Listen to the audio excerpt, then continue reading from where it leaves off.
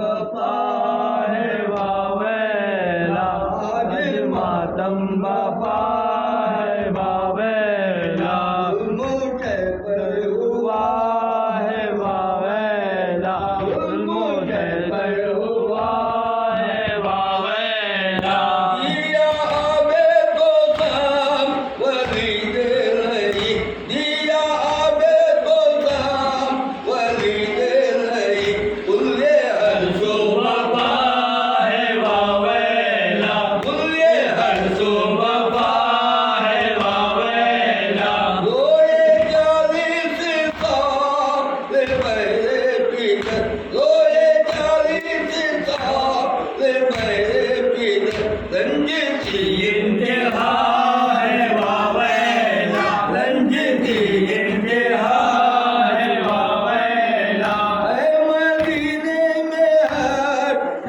کا ساما ہے مدینے میں ہٹ کا ساما ہر محب رو رہا ہے واویلا ہر محب رو رہا ہے واویلا اے رہی ہے یہ لوگ یہ بنتے حسین اے رہی ہے یہ لوگ یہ بنتے حسین راج میرا لوٹا ہے واویلا راج میرا لوٹا ہے واویلا آج چودہ امام کا سایہ آج چودہ امام کا سایہ سب کے سر سے اٹھا ہے واویلا سب کے سر سے اٹھا ہے واویلا آپ اڑاتے ہیں بیٹیاں بیٹے آپ اڑاتے ہیں بیٹیاں بیٹے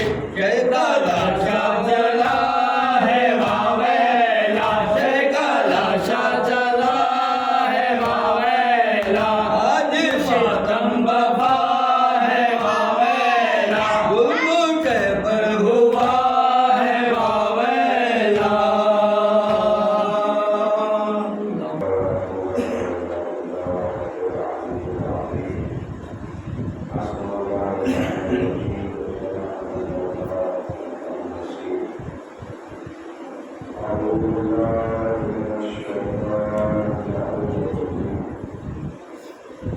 بسم الله الرحمن الرحيم الحمد لله رب العالمين الصلاة والسلام على أشرف الأنبياء والمرسلين محمود مشرف الأولين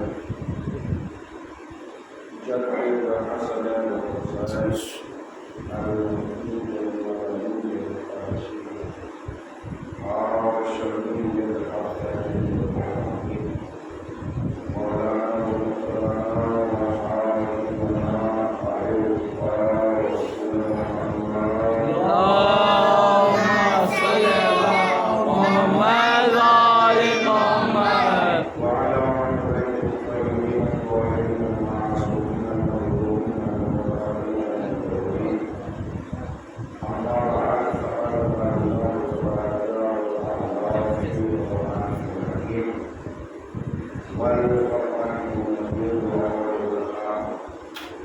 بسم الله الرحمن الرحيم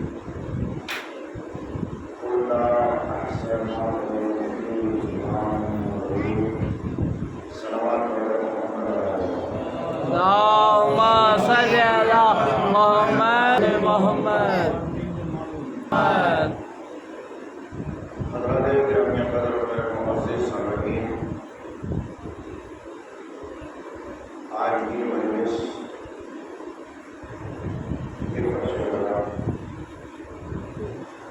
اس ایمان سے منسوب ہے جس نے وعدے کا دوران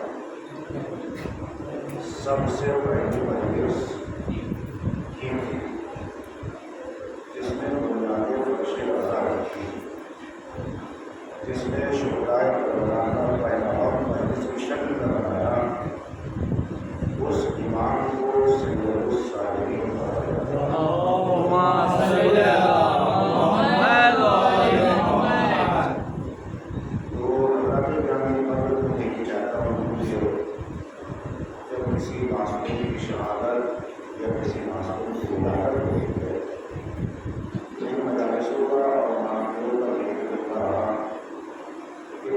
मासूम के हवाले से गुफ्तगू की जाए ताकि अपनी कौम के बुनियादों पर रजू कर उसी ईमान का पैगाम पहुँच सके। तो लिहाजा मैंने सूरह यासीन की जो कलमे कुरान है, जो दिन है कुरान का सूरह यासीन, अगर दिन ना हो तो इंसान के कर्म की हरकत बंद हो जाएगी, इंसान मुर्दा हो जाएगा। अगर सूरह यासीन न हो तो फिर इसका अव्वल का आखिर समझ नहीं आता। इसलिए सूरह यासीन को पहले कुरान कहा गया। इसी सूरह की एक आयत है जिसको मैंने आज की इस मजलिस में उन्होंने गुफ्तगू बनाया। इरशाद होता है बिस्मिल्लाहिर्रहमानिर्रहीम कुल्ला शैइन अहसैनाहु फी इमाम मुबीन, कि हमने हर चीज़ का एहसास इमाम मुबीन में कर दिया है। जिसे कुछ सीखना है या लेना है उसको इस और उस दर पे जाने की ज़रूरत नहीं है। दरे आले मोहम्मद अलैहिस्सलाम पर है या फिर कुरान के दौरान को खोले, उससे पता चलेगा कि इस्लाम चाहता क्या है और इस्लाम करवाना क्या है। ये एक मुख्तसर सी तकलीमी गुफ्तगू है जो मैं अल्लाह तक पहुँचा देना चाहता हूँ।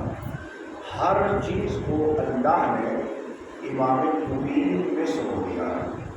हमने हर चीज़ को समेट दिया और समेट के उसे इकट्ठा कर दिया कहाँ पर, इमाम मुबीन में। हर खुशको तर आपको किरदार आले मोहम्मद में हो जाएगा। जो अल्लाह ने आयत इमामों के लिए कही कि हमने हर शय का इल्म इमाम मुबीन में रख दिया, वही आयत अल्लाह ने लफ्ज़ मुबीन को कुरान के लिए कहा। मैं कुछ अर्ज कर रहा हूँ, लफ्ज़ मुबीन इमाम के लिए भी आया है, लफ्ज़ मुबीन कुरान के लिए भी आया। कुरान मुबीन, हमने कुरान के अंदर हर चीज़ को इकट्ठा करके समझ लिया है।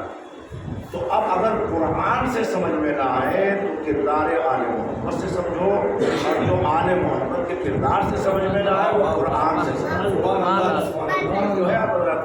तो यहीं से मैं अपनी बात का आगाज़ करता हूँ। ज़्यादा तमाम मुझे मजलिस को नहीं देना, इसके बाद जुलूस भी बराबर होना है इमाम सज्जाद अलैहिस्सलाम का।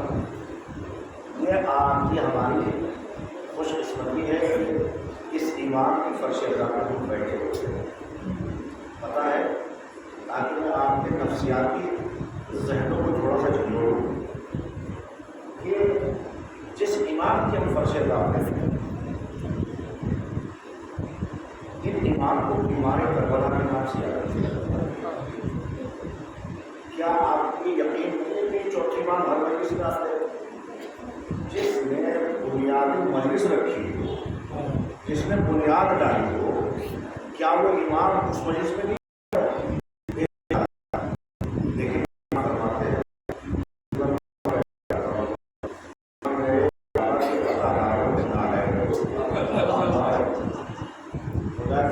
क्या फिक्रा है इमाम।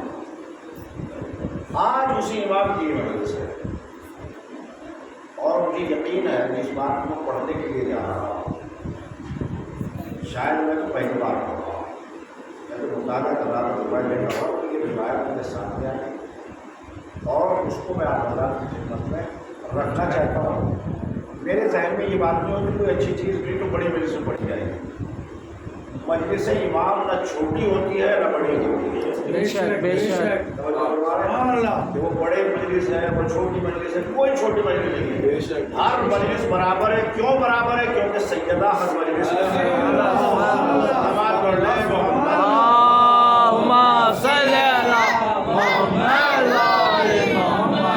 चाहे एक हो या 5 हो या 50,000 हो। ऐसा नहीं है कि छोटी मजलिस में तो वो है जहाँ पर वहाँ शहजादे नहीं आते, बल्कि मैंने रिवायत ये पढ़ी है कि एक मौसमा की जिसके औलादें थी, औलाद होने के बाद उनको फरोख्त कर दिया गया ताकि फर्श अज़ा बिछाई जाए। जब फर्श अज़ा के मोहब्बत में औलाद को बेच दिया गया तो बेचने के बाद मुहर्रम का चांद नमदार हुआ। मुहर्रम का بچہ نمودار ہوا تو ماں گھر میں اکیلی تھی، تو پریشان تھی کہ میں چاند نمودار ہو گیا لیکن میں عزا کیسے بچھاؤں، فرش عزا کیسے بچھاؤں، شہزادی میرے گھر میں آتی ہے، آخر یہ معاملہ کیسے ہوگا؟ تو ایک نقاب پوش بیوی آتی ہے اور آنے کے بعد کہتی ہے بیوی آپ اکیلی نہیں ہیں، میں آپ کا ساتھ دینے کے لیے آ گئی۔ ایک صلوات فرماتی ہے شہزادی کہ بیوی آپ اکیلی نہیں ہیں، میں آپ کا ساتھ دینے کے لیے آ گئی ہوں۔ یکم محرم سے لے کر یہ شہزادی شب عاشور تک عزاداروں کے لیے تبرک کا اہتمام، عزاداروں کے لیے تبرک تقسیم کرنے کا اہتمام، فرش عزا بچھانے کا اہتمام، لیکن جیسے ہی شب عاشور آتی ہے تو یہ بیوی دست ادب جوڑ کے کہتی بیوی آج مجھے معاف کرنا، آج میں آپ کے عزا خانے میں نہیں رہوں گی۔ ہائے ہائے کیا فکرہ ہے خدا کی قسم۔ کہا بیوی آج مجھے معاف کرنا، میں آپ کے عزا خانے میں نہیں رہوں گی۔ پوچھا کیوں؟ کل تو شہادت کا دن ہے، یہ 9 دن اہتمام کیا جاتا ہے 10ویں دن کے لیے، آج ہی آپ رخصت ہونا چاہتی ہیں، معاملہ کیا ہے؟ کہا مجھے آج ہر عزا خانے میں، ہائے ہائے، ہر عزا خانے میں ہر عزادار کی آنکھوں سے آنسوؤں کو لے اللہ اکبر۔ بی بی نے پوچھا کہ آخر مجھے آپ بتائیں گے کہ آپ ہیں کون؟ کہا تو نے اب تک نہیں پہچانا، وہی تو حسین کی ماں فاطمہ۔ یہ ہے مرتبہ اس فرش عزا کا۔ مجلسوں کو سڑکوں پہ کھڑے ہو کے مت سنا، مجلس کے وقت روڈوں پہ رہنا چھوڑ دو، کم از کم جب مجلس ہوتی ہے تو اتنا احتیاط رکھیں کہ ہمارے آنے میں دیر ہوتی ہے، جنت البقیع سے فاطمہ کے آنے میں دیر نہیں ہوتی۔ کم از کم یہ تو سوچا کرو کہ ہمیں تھوڑی دیر کے لیے صحبت جناب سیدہ مل جائے گی، بیوی کے پہلو میں بیٹھ جائیں گے تو گناہ معاف ہو جائیں گے۔ لیکن آج ہمارے نوجوانوں کے یہاں ایک رسم، ایک رواج، ایک ماحول سا بن گیا ہے، فون پہ بات ہو رہی ہے، کیا ہو رہا ہے مجلس میں کہ ابھی سلام ہے، پہلا مرثیہ ہے، دوسرا مرثیہ ہے، ابھی مول صاحب منبر پہ بیٹھے ہیں، خطبہ ہوا ہے، ابھی تو شروع کیا ہے، ارے جائیں گے جب مصائب میں پہنچیں گے۔ میرے عزیزوں جب روز محشر سیدہ آئے گی تو آپ سے یہی سوال کرے گی کہ تم نے میرے بیٹے کے آنے میں، مجلس میں آنے میں دیر کی تو تمہاری شفاعت میں بھی اتنی ہی تاخیر کی جائے۔ ایک صلوات پڑھ لے اللہم صلی علی محمد وآل محمد۔ توجہ فرما رہے ہیں؟ خدا کی قسم 2-3 شہادتیں دیکھیے، ہر شہادت اپنی جگہ موضوع ہے، لیکن 2-3 شہادتیں جب میں پڑھتا ہوں تو میری عجیب سی کیفیت رہتی ہے۔ ایک 21 رمضان کو امیر المومنین، اور ایک 25 محرم، اور ایک شہزادی جناب سکینہ بنت الحسین اور جناب زینب کبریٰ۔ جب یہ میں شہادتیں پڑھتا ہوں تو میری کیفیت بڑی عجیب سی ہوتی ہے اور بڑے دل کے ساتھ پڑھتا تو میں ہر مجلس دل سے ہوں، لیکن ان میں عجیب کیفیت میری رہتی ہے۔ تو آج یہ میرے اور آپ کے چوتھے امام کی مجلس ہے۔ اللہم صلی علی محمد وآل محمد۔ اب تھوڑا سا آپ میرے ساتھ چلیں گے، یہی سے مجلس کا میں نے آغاز کر دیا ہے۔ ایک روایت مجھے پڑھنی ہے، شاید حضور بخرات میں سنی ہو، لیکن نوجوانوں کے لیے نیا تحفہ ہے۔ عزیزوں، مولا متقیان علی ابن ابی طالب علیہ السلام اللہم صلی علی محمد وآل محمد۔ مدینہ منورہ میں تھے نا، لیکن جب آپ کو ظاہری حکومت ملی تو ظاہری حکومت میں امیر المومنین نے اپنی حکومت کا پائے-تخت کہاں بنایا؟ مدینہ نہیں بنایا، بلکہ آپ نے اپنی حکومت کا پائے-تخت کوفے کو رکھا۔ کوفہ کوئی معمولی بستی نہیں ہے، اس کوفے میں امیر المومنین نے اپنا پائے-تخت رکھا۔ میں کہوں گا مولا، رسول خدا کا مزار مدینے میں ہے، شہزادی کی قبر مدینے میں ہے، فرزند امام حسن مدینے میں ہے، مدینے میں اتنی قربانیاں آپ کے خاندان میں تھی، آپ یہاں مدینے کو چھوڑ کے کوفہ کیوں جا رہے ہیں؟ تو امیر المومنین فرماتے ہیں کہ دشمنوں کے درمیان رہ کر جتنا اچھا کام ہوتا ہے نہ اپنے وطن میں رہ کے اتنا کام اچھا بے رہے. شک بے شک. یہ مسئلہ ہے کہ امام میرے ساتھ رہے, تھوڑا توجہ رکھیے گا. مجمع کی میں فکر نہیں کرتا, مجھے تو پڑھنا ہے جو پڑھنا ہے. اب مولا متقیان علیہ السلام نے مدینے کو چھوڑا, یعنی 25 سال امیر المومنین خاموش رہے. آپ ہے مثال کے طور پر, میں مثال دے دوں, ایک انسان ہے بزرگ ہمارے کوئی, جس کی پوری زندگی عزت رہی ہو, السلام علیکم, کیسے حضور, فلاں حضور, یہ حضور, وہ حضور, لیکن ایک وقت وہ آ جائے کہ بظاہر لوگ عہدے سے اتر جائے. جیسے حکومت پہ ایک کوئی جج ہوتا ہے, تو جب وہ کرسی پہ رہتا ہے جب اس کی عزت الگ ہوتی ہے, جب ریٹائر ہو جاتا ہے تو پھر اسے کوئی پوچھنے والا نہیں ہوتا. اس سے بھی بری کیفیت تھی مولا متقیان کی. یعنی وہ جملہ تو مصائب میں سنتے ہیں نا. شہزادی نے پوچھا کہ اے ابو الحسن, میں نے سنا ہے کوئی آپ کو سلام نہیں کرتا. بھائی کیا جملہ ہے بی بی کا, کیا فکروں کو جھنجھوڑا جا رہا ہے. امیر المومنین کیا فرماتے ہیں کہ حد تو یہ ہو گئی بنت رسول, کوئی مجھے سلام نہیں کرتا, میرے سلام کا جواب نہیں دیتا. اب یہ سمجھ سکتے ہیں آپ کہ کیا کیفیت, کیا حالات انسان کے دل میں گزرے. 25 سال بالکل گھر نشین رہ کر امام نے زندگی گزاری. ایک ہفتہ نہیں گزرتا میرے بھائی. اگر گھر والے بھی بات نہ کریں, محلے والے بات نہ کریں, نکلنے والے بات نہ کریں, کیا کہتے ہیں, تو مر جاتا ہے انسان زندگی میں. لیکن صبر امیر المومنین کو دیکھیں کہ 25 سال صبر کر کے دنیا کو بتایا تمہارا کردار اور ہے, علی کا کردار.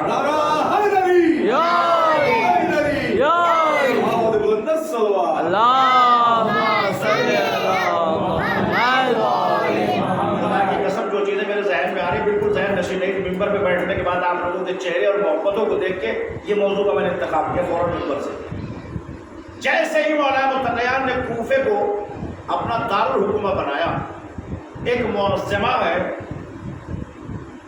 مولا متقیان کے زمانے, نام سنیں گے. اس بیوی کا نام ہے حبابہ. کیا نام ہے؟ حبابہ. آپ اسے ایک سوال اور کرتا ہوں میں, پتہ ہے کہ اس بیوی نے کتنے اماموں کو دیکھا ہے؟ اللہ اکبر. کچھ عورتیں ہیں کہ جنہوں نے 5 معصوم دیکھے, لیکن جب میں حبابہ کی تاریخ پڑھ رہا تھا تو مجھے روایت نے بتایا کہ پہلے امام سے لے کر اس نے 8ویں امام کا زمانہ دیکھا, 8 اماموں کا دور دیکھا. جب مولا متقیان علی ابن ابی طالب علیہ السلام کے پاس گئی کوفہ, جہاں دارالحکومت تھا مولا متقیان کا, پہنچتی ہے کون؟ حبابہ کوفے میں. اور کوفہ پہنچنے کے بعد ایک مرتبہ کیا دیکھا کہ بازار ہے, کچھ دکانوں کو امیر المومنین نے سیل لگا دی. کیونکہ علی کا دور وہ حق کا دور تھا کہ علی کے ہوتے ہوئے بازار میں کوئی حرام چیز فروخت نہیں ہوگی. اللہ ہو پر حرام چیز فروخت نہیں ہوگی. وہ تھی مچھلی بغیر چھلکے والی. کہا میرے ہوتے ہوئے یہ حرام مچھلی کوفے کی دکان سے نہیں بکے گی. توجہ فرمائیے گا. کسی حبابہ نے سوال کر لیا کہ مولا ایسی کیا بات ہے کہ یہ مچھلی حرام ہے؟ کہا اس نے میری ولایت کا اقرار نہیں کیا تھا. میری ولایت کا اقرار نہیں کیا تھا. دریا میں رہنے والی ہر شے میری ولایت کا اقرار کر رہی تھی. کہا جس نے انکار کیا قدرت نے اس کو حرام قرار دے دیا. دوسری روایت یہ ملتی ہے, سنیے گا, برا لگے تو لگے, حق ہے ممبر سے بیان کیے بغیر رہوں گا نہیں. حبابہ کو دوسرا جواب دیا, کہا یہ ایک قوم تھی, کچھ لوگ تھے. کہا کون تھے؟ کہا وہ لوگ تھے کہ جن کے اوپر اسلام کا قانون لاگو ہوا. کیا قانون لاگو ہوا؟ کہ داڑھی رکھنا واجب ہے, منڈانا حرام ہے. جب یہ عمل پہ عمل کرتے رہے, داڑھی منڈاتے رہے, ان کو مس کر کے مچھلی بنا دیا گیا. ہائے ہائے, بولے نہیں نا آپ حضرات, کیونکہ مطلب کی بات نہیں تھی. ایک سلامات پڑھ لے. اللہم صلی علی محمد و آل محمد. اسی لیے میں کہہ رہا تھا کہ جو محمد و آل محمد. सुन रहे हैं। 2 रिवायतें मिलती हैं इस मंदिर में। उसके बाद हुबाबा कहती है कि आपके आने के जाने के बाद कौन इमाम बनेगा तो हम कैसे पहचानेंगे। तो अकीक से बड़ा बड़ा पत्थर था। अमीरुल मोमिनीन ने अपनी अंगूठी का निशान इस पत्थर पे लगाया कि जिसकी अंगूठी का निशान इस पत्थर पे आ जाएगा उसके बारे में सोचने की जरूरत नहीं है, वो हक का इमाम बनता चला जाएगा, हक का इमाम बनता चला जाएगा। ये दौरे इमाम हुसैन में भी आई, दौरे इमाम हसन मुश्तबा में भी आई। जब ये 2 इमामों का दौर गुजर चुका तो फिर जिसकी शहादत की आज मजलिस है, मेरे चौथे इमाम अलैहिस्सलातु वस्सलाम के दौर में आई कि अब हुसैन के बाद बादे करबला अगर कोई इमाम बनने वाला है तो उसका नाम है ज़ैनुल आबिदीन। इमाम ज़ैनुल आबिदीन के पास जब पहुंची, पता पूछती हुई, तो मेरा और आपका चौथा इमाम हालत नमाज में था। अल्लाह अकबर। सैयदुस साजिदीन कहा गया है, ज़ैनुल आबिदीन कहा गया है। सजदों की ज़ीनत सैयद सज्जाद, इबादतों की ज़ीनत सैयद सज्जाद। सैयद सज्जाद के करीब आती है हुबाबा और आने के बाद इमाम के मुसल्ले के बाजू में बैठ गई कि नमाज ख़त्म होगी तो अपना सवाल रख दूंगी। लेकिन ये मेरी और आपकी नमाज नहीं थी, ये मेरे चौथे इमाम की इबादत थी। ये मेरे चौथे इमाम की इबादत थी। इधर सलाम फेरते थे, फिर दूसरी रकत के लिए खड़े हो जाते थे। 2 रकत मुकम्मल होती थी, फिर मेरा चौथा इमाम खड़ा हो जाता था। तकरीबन आधा घंटा हुबाबा मुसल्ले इबादत इमाम सज्जाद में के पहलू में बैठी रही कि कब नमाज खत्म होगी।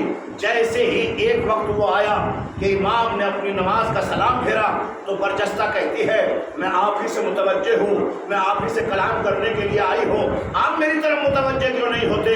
इमाम सज्जाद अलैहिस्सलातु वस्सलाम ने एक मरतबा रुक किया। रुक करने के बाद कहती है कि मुझे आपके जग ने एक निशानी दी थी, मैं उसको आजमाने के लिए आई हूँ। कहा क्या निशानी है। कहा ये पत्थर है, अपनी अंगुष्ठरी इस पे मस कीजिए ताकि मैं पहचानूं कि आप हक के इमाम हैं, आप ही इसमत मआब हैं, आप ही चौथे इमाम हैं। जैसे ही ये फिक्रा कहा, इमाम अलैहिस्सलातु वस्सलाम ने फरमाया कि ऐ मौसमा, तेरे चेहरे के ऊपर ये सफ़ेद सफ़ेद निशान कैसे हैं। और नहीं फरमाया आपने ये सफ़ेद निशान कैसे किसे कहते हैं। बरस जैसे सफ़ेद सफ़ेद दाग हो जाते हैं ना इंसान के बदन पर, ये बहुत बड़ा ऐब समझा जाता है। इस बरस के मरज से निशानों से बड़ी शर्मिंदा होती थी जब किसी महफिल या बस में जाती थी कि परवरदिगार ये आखिर मुझे कैसा मरज मिल गया। तो इमाम अलैहिस्सलातु वस्सलाम ने कहा कि देख तुझे ये बरस का मरज है, इसको ऐब न समझ, ये खुदा की तरफ से दी हुई एक निशानी है। मेरे चौथे इमाम का जुमला कितनी मुतमईन हुई होगी। कहा कि मौला चाहे ये निशानी हो या कुछ हो, मैं ये चाहती हूँ कि मुझे इस निशान से निजात मिल जाए।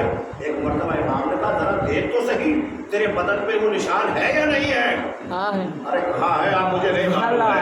अब जो इसने हाथ देखे उठा के तो जैसे मेरे और आपके हाथ थे गई थी। कहा जैसे शफा मेरा दादा देता था वैसे ही दूसरा आलिम भी सलावत भेज दे।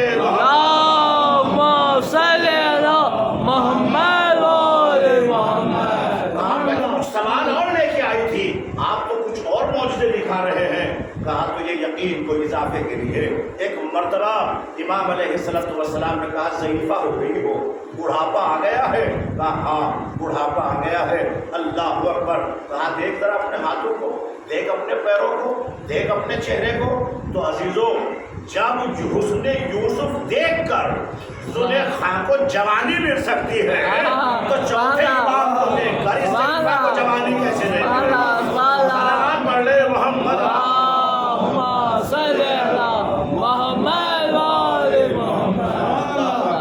चौथे इमाम अलैहिस्सलातु वस्सलाम ने इसको बरस के मरज से शिफा बख्शी, इसकी बुढ़ापे को जवानी में तब्दील किया। तब्दील करने के बाद इमाम सज्जाद अलैहिस्सलातु वस्सलाम ने कहा वो पत्थर तो निकालो जो मेरे जद ने दिया था। कहा आपको कैसे पता। फिर वो इमाम कैसा, वो इमाम कैसा कि जो ये न जाने। कहा आपको कैसे मालूम। कहा मेरा दादा दे रहा था, मैं देख रहा था।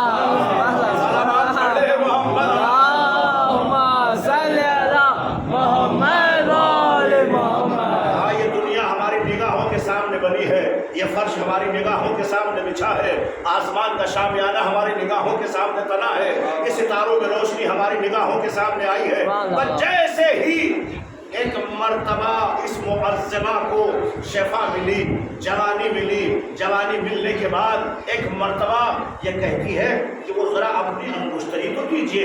اس نے انگشتری کو آگے بڑھا، چوتھے امام علیہ السلام نے اس کے پتھر سے مس کیا، اس پہ لکھا ہوا تھا کہ حق کا امام کوئی اور نہیں ہے، وقت کا امام زین العابدین۔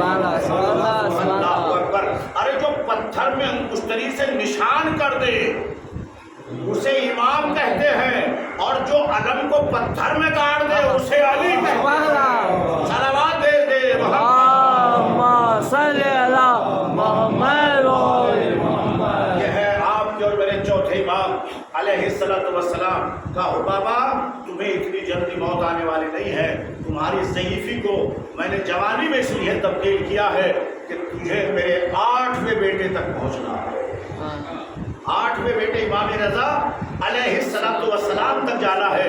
میرے عزیزوں، یہی وہ حبابہ ہے جس نے دور امیر المومنین دیکھا، دور امام حسن مجتبیٰ دیکھا، دور امام مظلوم کربلا دیکھا، چوتھے امام کا زمانہ دیکھا، امام باقر کا علم دیکھا، جعفر کی صداقت دیکھی، اور قاسم کا حلم و ضبط دیکھا، 8ویں کی رضا اور تسلیم دیکھی۔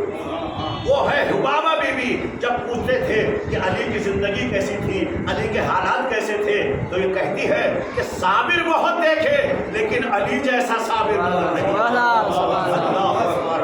کہا ذرا حبابہ میرے جد کے صبر کی بات تو بتا دے۔ کہا جب 25 سال تک امیر المومنین کو لوگ بات نہیں کرتے تھے، بولنے نہیں دیتے تھے، آپ پتا ہے امیر المومنین نے کیا کیا ہے؟ کہا کہ ایک شہر ہے جس کو علی نے بسایا ہے۔ کہا وہ کون سا شہر ہے؟ کہا مدینے سے تھوڑے سے فاصلے پر ہے۔ اللہ اکبر! نام بھی میں بتا دوں گا آپ کو۔ کہا تھوڑے سے فاصلے پر ہے۔ کہا وہاں پر امیر المومنین نے کیا کیا؟ پتھروں کو کاٹ کاٹ کر، ان کو چھیل چھیل کر لوگوں کے لیے کھیت بنائے۔ کھیت بنانے کے بعد اس میں کھیتی ہونے لگی، مدینے والوں کو اناج ملنے لگا، اور جب اناج لے کے جاتے تھے اور اسے کھاتے تھے تو یہی مدینے والے جو باغی بنے ہوئے تھے کہتے تھے کہ اگر علی نہ ہوتے تو آج ہمیں کھانے کے لیے رزق نہ ملتا۔ اللہ اکبر! حبابہ بیان کرتی ہوئی جا رہی ہے۔ اب میں اس منزل کو بتاؤں، شہر جو مدینے کے بالکل تقریباً 15 یا 16 کلومیٹر کے فاصلے پہ، نام ذہن میں بالکل نہیں آ رہا، میں بہت غور کر رہا تھا، آ جائے گا اگر پڑھتے پڑھتے تو میں عرض کر دوں گا۔ جب اس شہر کو امام علیہ السلام نے بسایا تو اس میں 7 کنویں کھودے تھے۔ کتنے؟ 7 کنووں کو خرید کھودا اور ان سے پانی نکالا۔ جہاں عرب میں پانی نہیں ملتا تھا وہاں امیر المومنین نے لوگوں کے لیے پانی کی سبیل بنائی۔ اس ذات آگے کون کہہ رہی ہے؟ یہ فرما رہی ہے حبابہ، امام زین العابدین سن رہے ہیں، اب بشارت دیتی ہے۔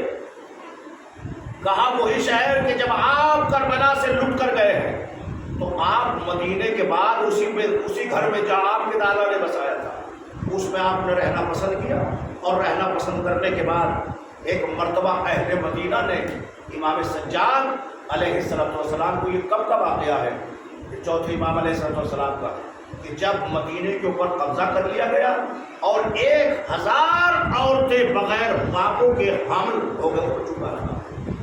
اب یہ تاریخ کی بڑی سخت گراں روایت ہے اس منزل کے اوپر، تو عورتیں اپنی جان بچانے کے لیے جب مدینے میں پناہ نہیں مل رہی تھی تو جو شہر امیر المومنین نے بسایا تھا کہ عزت دار عورتیں چوتھے امام کے گھر میں جا کے پناہ لے رہی تھی۔ اللہ اکبر! ایک مرتبہ لوگ تیر و تبر اور تلوار لے کر امام سجاد علیہ السلام کے گھر میں پہنچے۔ اب آپ پوچھیں گے کہ امام سجاد کیا کر رہے تھے؟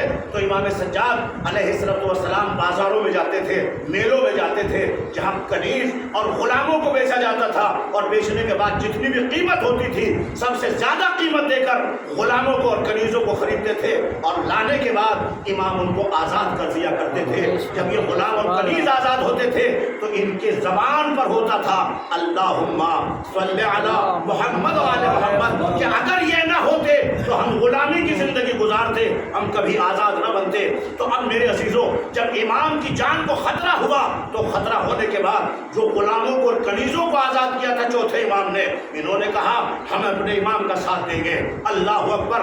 دور علی کو یاد کیجئے گا، اب چوتھے امام کا دور آیا۔ اس چوتھے امام کے دور میں جب امام کے گھر کا حصار کر لیا گیا قاتلوں کے ذریعے سے، تو ایک مرتبہ مدینے والے کہتے ہیں کہ میرا چوتھا امام، جو کہ دوسرا علی ہے نا، پہلا علی ابن ابی طالب، دوسرا علی ابن الحسین، چوتھے امام علیہ السلام نے زرا اور دروازہ کھولا تو مدینے والے کہہ رہے تھے روب غلام دے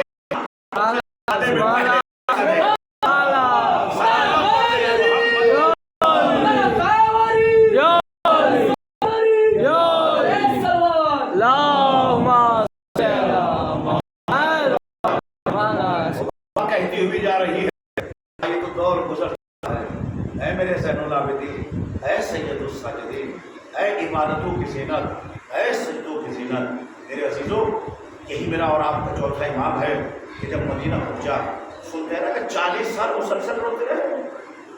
اتنا کم بنا دیا گیا میرے چوتھے امام کو، اگر روتے رہے 40 سال مسلسل تو عبادت کرو۔ غلاموں کو کب خریدا، کھیت کب بنائے، لوگوں تک ناناج کیسے پہنچایا، امام نے گریہ بھی کیا ہے اور جو فرائض حکم پروردگار کے تھے ان کو بھی ادا کیا۔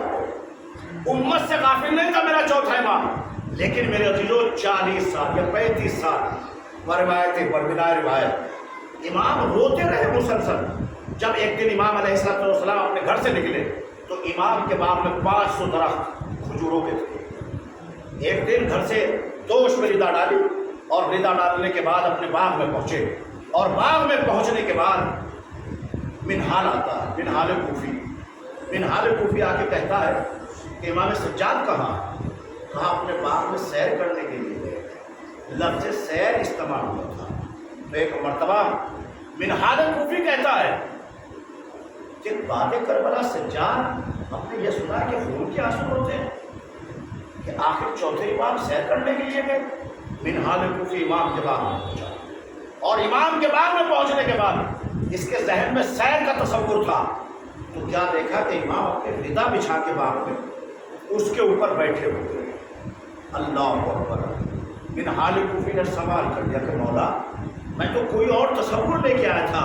کہا منہال کوئی تصور نہ کرنا، جب میں جنگل میں آتا ہوں تو مجھے کربلا یاد آتا ہے۔ یہ ہے زندگانی امام سجاد علیہ السلام، کس طریقے سے آپ نے زندگی دن کو گزارا، کن حالات سے گزرے آپ۔ ایک روایت اور رکھتا ہوں آپ کے درمیان، کیونکہ شہادت کی وجہ سے جلوس برابر ہو رہا ہے اور مسائل میں کوتاہی بھی کرتا ہوں۔ سن لیجیے گا، جب میرا چوتھا امام قید سے رہا ہو کر وادی کربلا مدینہ پہنچے تو امام نے شادیوں میں جانا، خوشیوں کی بزموں میں جانا ترک کر دیا تھا، اور جب ترک کر دیا چوتھے امام نے تو اب روایت کے فقرے یہ کہتے ہیں کہ امام سجاد علیہ السلام نے کہا کہ اگر تم مجھے خوشیوں کی بس میں بلانا چاہتے ہو تو پہلے میری جد کی فرش عزا بچھاؤ، تاکہ میں مجلس کے ذریعے تمہاری خوشیوں کی بس میں شریک ہو جاؤں۔ سن لیا نا آپ نے؟ میرا پڑھنا بھی بہت آسان ہے اور آپ کا سننا بھی بہت آسان ہے۔ توجہ ہے؟ اب امام علیہ السلام کے اس چاہنے والے مجلس کا اہتمام کیا، پہنچے۔ امام کو اپنے بھائی علی اکبر کے مسائل بہت پسند تھے۔ جب ذاکر ممبر پہ جاتا تھا تو چوتھے امام کہتے تھے، کیا فرماتے تھے؟ وہ ذاکر میرے اکبر کی جوانی کے مسائل پڑھتا۔ تو ایک مرتبہ سوال کیا کہ مولا آخر جناب کوئی تو آپ کے بابا بھی ہیں، جناب عباس بھی ہیں، چچا بھی ہیں۔ کہا پتہ اکبر کے سینے پر بچی کرنے سے میرے بابا کی آنکھوں کا نور چلا گیا۔ اللہ اکبر! آج بھی میرے بابا کو قبر میں قرار نہیں آتا۔ اجرکم اللہ، اور باب اعظم بالکل آمادہ۔ ایک مجلس اور بقا ہوتی ہے مدینے میں، وہ کیسی مجلس تھی؟ چوتھے امام علیہ السلام بیٹھے ہیں، اب امام کے ہوتے ہوئے کوئی مجلس پڑھے، اتنا بڑا معجزہ ہے۔ ہم تو یہ تمنا کیے ہوئے ہیں کہ مولا غیبت کا پردہ اٹھا کے آؤ، آپ اپنے جد کے مسائل اور فضائل پڑھیں اور ہم سامعین میں سننے والے ہوں۔ اگر حقیقی بیٹا اپنے باجداد کے فضائل پڑھے گا اس کا اثر کیا ہوگا؟ لیکن کمیل کو ذاکر بنایا، کمیل ممبر پہ جاؤ، جانے کے بعد میرے جد کی مجلس پڑھو، کہا زیادہ مسائل کا تذکرہ کرنا، اللہ اکبر، مال مجلس۔ یہ تو علماء اور ذاکرین نے فضائل اور قرآن کی آیتوں کو دلیل بنایا اس کے لیے تاکہ پہلے فضیلت بیان ہو، لیکن حق مجلس ما حصل مجلس جو ہے وہ مسائل پہ شہدائے کر رہا ہے۔ بی بی نہ جانے کہاں بیٹھی ہو غصہ لینے کے لیے، اب اور آپ بڑے سکون سے آ گئے نا، کوئی گاڑیوں کے سہارے سے آیا، کوئی پیروں سے چل کے آیا، اگر تھوڑا سا سر میں درد ہوتا ہے تو چھوڑو دوسری مجلس میں شریک ہو جائے، لیکن ہر مجلس میں ٹوٹی ہوئی مسئلے غصہ ہے کہ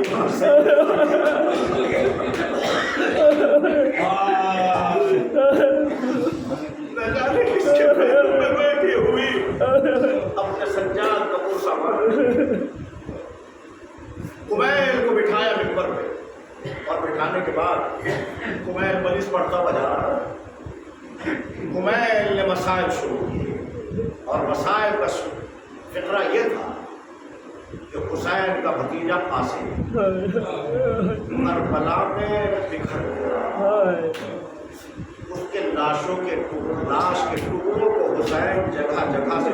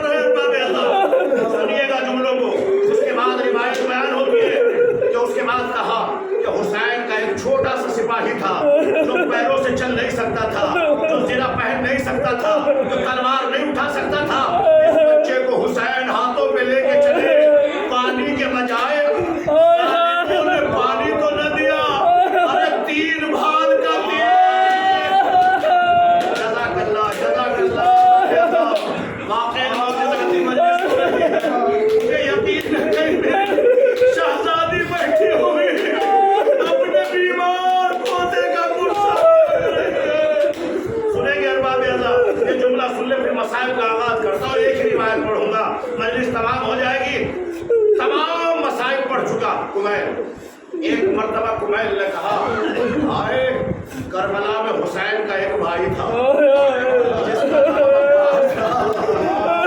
اب آپ غور سے سنیے گا جو جملے کے لیے میں نے یہاں تک لے کے آیا، ہر مسائل پہ چیخ مار کے روئے، تڑپ کے روئے، ماتم کر کے روئے ہے میرا مظلوم امام سید سجاد، لیکن میرے عزیزو جیسی چچا عباس کا نام آیا میرا چوتھا امام اپنے چچا سے کھڑا ہو گیا کہ میں نے 7 مرتبہ عباس کا نام لیا اور 7 مرتبہ امام زین العابدین نے اپنی جگہ کو چھوڑا۔ جب مجلس ختم ہوئی میں نے پوچھا کیا مجھ سے کوئی خطا ہو گئی؟ آپ بار بار کیوں کھڑے ہوتے تھے؟ آپ کے بابا کا نام لیا تو تڑپ کے روئے، قاسم کا نام لیا تڑپ کے روئے، اکبر کی برسی کا تذکرہ کیا تڑپ کے روئے، لیکن جیسے عباس کا نام آتا تھا آپ کھڑے ہو جاتے تھے۔ اب جواب امام سن لے، امام سجاد کہتے ہیں اور کمیل اگر تو قیامت تک میرے چچا کا نام لیتا رہے گا ایسے ہی کھڑے ہوگا، ارے میں اپنے چچا کا استقبال کرتا رہوں گا۔ مولا آخر ایسی وجہ کیا ہے کہ جب تک میرے چچا کے بازو سلامت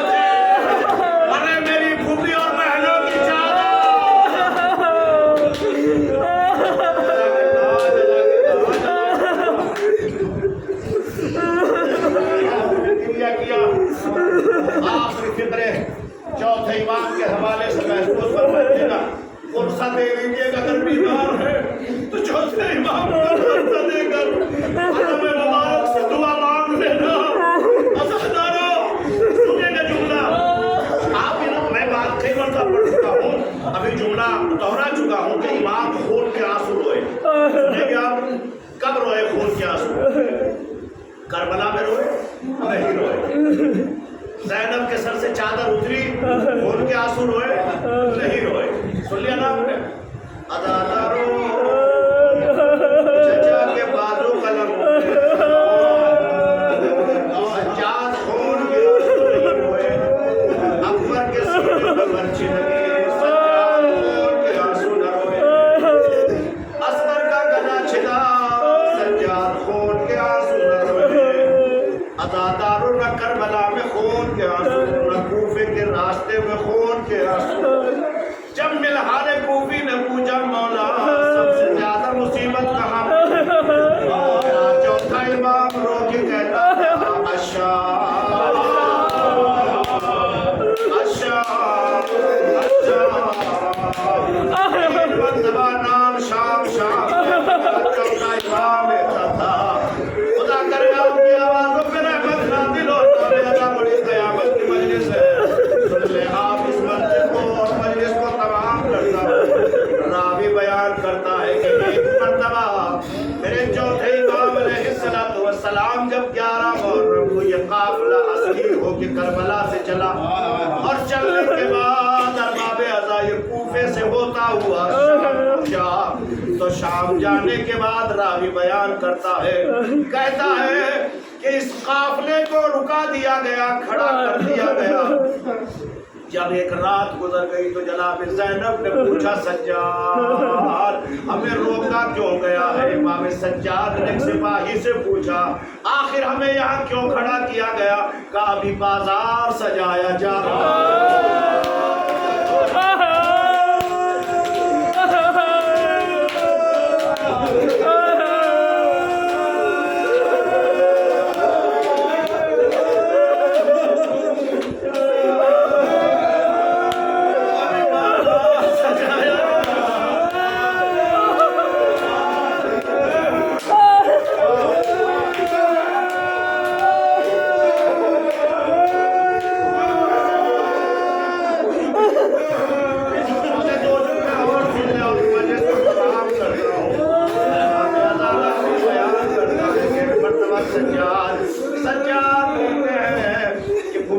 یہ کہہ رہا ہے کہ بازار سجایا جا، اللہ اکبر۔ زینب شہزادی بیوی زینب ابھی اونٹ پہ بیٹھی ہے، بیویاں اونٹوں پہ بیٹھی ہوئی ہے، ہماری نہیں ہے، محمد نہیں ہے۔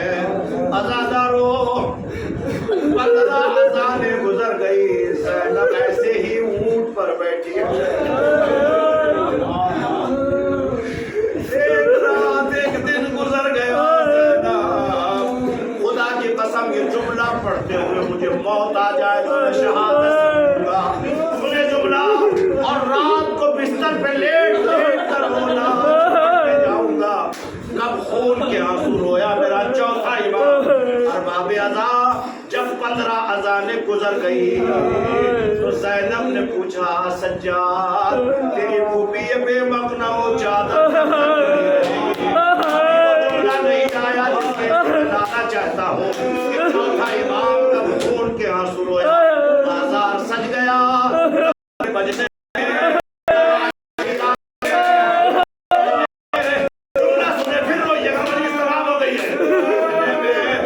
سپاہی سجاد کے قریب آیا اور آ کے امام کو ایک پرچہ دیا۔ امام نے اس پرچے کو کھول کے پڑھا، اس میں لکھا ہوا تھا سجاد اب تک تیری پھوپھی اونٹ پر بیٹھ کر آئی ہے، یہاں سے زینب کو دربار میں پیدل چل کے جانا ہے۔ پہلا تھا سجاد کی آنکھ میں آنسو آیا، زینب نے پوچھا سجاد آخر یہ خون کیسا؟ کاملون کہتا ہے کہ زینب کو پیدل دربار میں جانا ہے۔ اے سید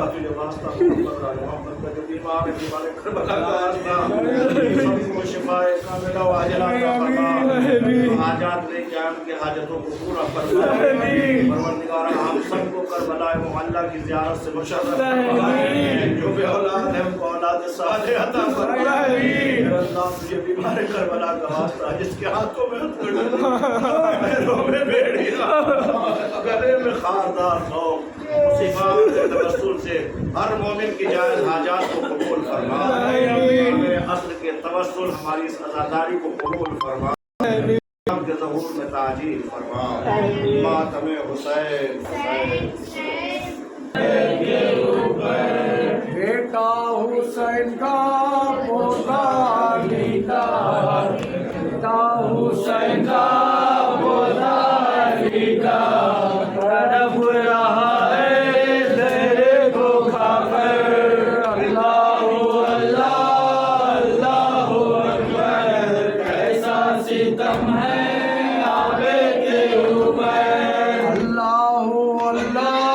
اللہ کیسا ستم ہے آبے کے اوپر بیٹا حسین کا پوتا علی کا بیٹا حسین کا پوتا علی کا تڑپ رہا ہے زہرے کو کھا کر اللہ اکبر کیسا ستم ہے آبے کے ظالم نے بدبو زیر دادا سے دلوا دیا ہے عابد کو لے کر اللہ اکبر ایسا ستم ہے آبے کے اوپر بیٹا حسین کا پوتا علی کا بیٹا حسین کا پوتا علی کا تڑپ رہا ہے زہر کو کھا کر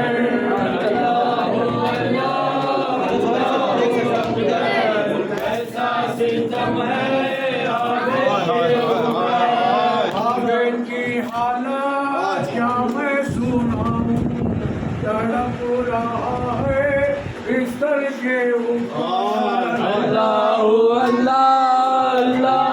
اکبر ایسا ستم ہے آبد کے اوپر بیٹا حسین کا پوتا علی کا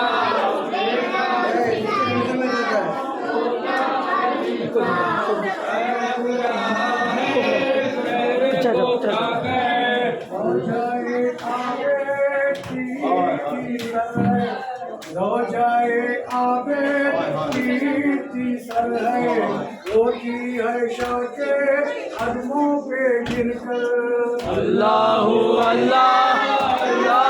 اکبر ایسا ستم ہے عابد کے اوپر بیٹا حسین کا پوتا علی کا بیٹا پوتا علی کا تڑپ رہا ہے زہر کو کھا کر کہتی ہے والی چھوڑ کے تنہا کہتی ہے والی چھوڑ کے تنہا جاؤ صاحب جنگل میں کر